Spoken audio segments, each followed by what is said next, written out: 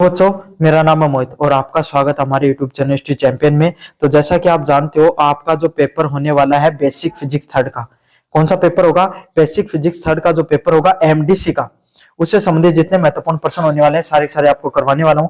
आपको क्या करना है, वीडियो को पूरा देखना है, चैनल को जोर से सब्सक्राइब कर देना और अपने दोस्तों को जोर से शेयर कर देना। साथ के साथ कोने में आपके सामने जो व्यू प्रोडक्ट वाला ऑप्शन है, इस पे क्लिक करके अगर फ्लिपकार्ट और मित्रा पर अगर कोई प्रोडक्ट खरीदोगे, सबसे ज्यादा आपको डिस्काउंट देखने को मिलेगा। जरूर से खरीद लेना भाई। और सभी बच्चों से रिक्वेस्ट है, प्लीज चैनल को जरूर से सब्सक्राइब कर दो। इन सभी पेपर की कहीं पर सीरीज नहीं मिल रही, मैं बाकायदा आपको नोट्स वगैरह सब फ्री में टेलीग्राम पर डाल रहा हूँ। टेलीग्राम का लिंक डिस्क्रिप्शन में दे रखा, जरूर से उसको भी ज्वाइन कर लेना। डिस्क्रिप्शन में लिंक दे रखा बाकायदा मैंने। समझ में आ गया? चलिए शुरू करते हैं अपन क्लास को। लेकिन इससे पहले मैं आपको बता देता हूं, ये पेपर आपके सामने 3 घंटे का होगा भाई।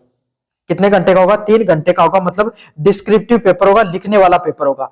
यहाँ पर आपके सामने जैसे और पेपर हुए थे ना आपके सामने, वैसा पेपर देखने को मिलेगा।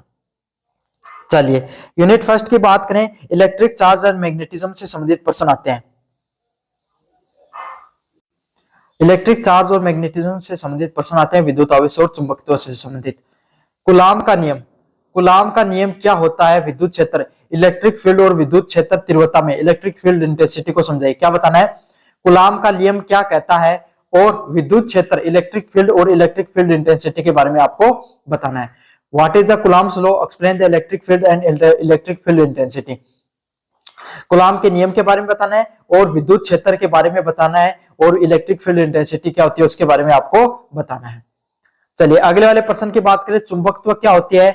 बार मैग्नेट के गुण और चुंबकीय क्षेत्र रेखाएं, मैग्नेटिक लाइंस ऑफ फोर्स का वर्णन कीजिए। क्या करना है? What is magnet? मैग्नेट क्या होती है? Explain the properties of bar magnet and magnetic line of force. तो आपको क्या करना है, बार मैग्नेट क्या होती है, जो बड़ी वाले चुंबक होती है ना, उसके बारे में बताना है। और मैग्नेटिक लाइन ऑफ फोर्स क्या होती है? कौन सी? मैग्नेटिक लाइन ऑफ फोर्स क्या होती है?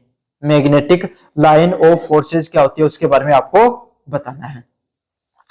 चलिए इन दोनों प्रश्नों को अच्छे से कर लेना। चलिए यूनिट नंबर 2 की बात करें, जहां पर सेमीकंडक्टर और ट्रांजिस्टर से संबंधित प्रश्न आते हैं। पहला प्रश्न है अर्धचालक और ट्रांजिस्टर से संबंधित। क्या है? अर्धचालक क्या होते हैं? अर्धचालक सेमीकंडक्टर क्या होते हैं? पी टाइप और एन टाइप अर्धचालकों के बीच में अंतर बताइए। What is a semiconductor? Explain the difference between P and N type semiconductor. P type semiconductor कौन से होते हैं और N टाइप सेमीकंडक्टर कौन से होते हैं, उससे संबंधित आपको बताना है। मोस्ट इंपोर्टेंट पर्सन है। सेमीकंडक्टर क्या होते हैं? P टाइप के कौन से होते हैं, N टाइप के कौन से होते हैं, दोनों के बीच में आपको क्या करना है? डिफरेंस बताना है, अंतर बताना है आपको। चलिए बीजीटी ट्रांजिस्टर क्या है? सीई और सीबी विन्यास में अल्फा व बीटा के बीच में संबंध को समझाइए। What is a BJT transistor? Explain the CE and CB configuration and the relationship between alpha and beta. क्या बताना है? अल्फा एंड बीटा के बीच में आपको बताना है बीजीटी ट्रांजिस्टर क्या होते हैं। कौन से बीजीटी ट्रांजिस्टर क्या होते हैं? सी और सीबी कॉन्फ़िगरेशन के बीच में रिलेशन बताना आपको, अल्फा और बीटा के बीच में। यूनिट नंबर 3 की बात करें, जहां रेडियो एक्टिविटी और न्यूक्लियर स्ट्रक्चर से संबंधित प्रश्न है। रेडियो धर्मिता और नाभिकीय संरचना से संबंधित। रेडियो धर्मिता, रेडियो एक्टिविटी क्या है? अर्ध आयु, हाफ लाइफ और रेडियो धर्मी विघटन के सिद्धांत को समझाइए। क्या करना है? What is the radio activity? Explain the half life and theory of radio active decay. समझ में आ गया आपको रेडियो एक्टिविटी क्या होती है, हाफ लाइफ क्या होती है और theory of radio active decay क्या होता है। क्या होती है रेडियो एक्टिव डिके की, क्या थ्योरी होती है उसके बारे में बताना है। हाफ लाइफ के बारे में आपको बताना है। चलिए अगले वाले प्रश्न की बात करें, नाभिकीय बंध ऊर्जा, बाइंडिंग एनर्जी क्या होती है? अगर आपको वेरी शॉर्ट टाइप क्वेश्चन में आएगा तो यही प्रश्न पूछा जाएगा कि नाभिकीय बंध ऊर्जा, बाइंडिंग एनर्जी क्या होती है? स्थिर नाभिक और नाभिकीय संरचना से नाभिकीय संरचना को समझाइए। तो क्या बताना आपको? नाभिकीय बंध ऊर्जा के बारे में बताना, बाइंडिंग एनर्जी क्या होती है उसके बारे में बताना है, स्थिर नाभिक क्या होता है और आपके सामने नाभिकीय संरचना को समझाना है। अच्छा प्रश्न है, मोस्ट इंपोर्टेंट प्रश्न एग्जाम में देखने को मिलता है।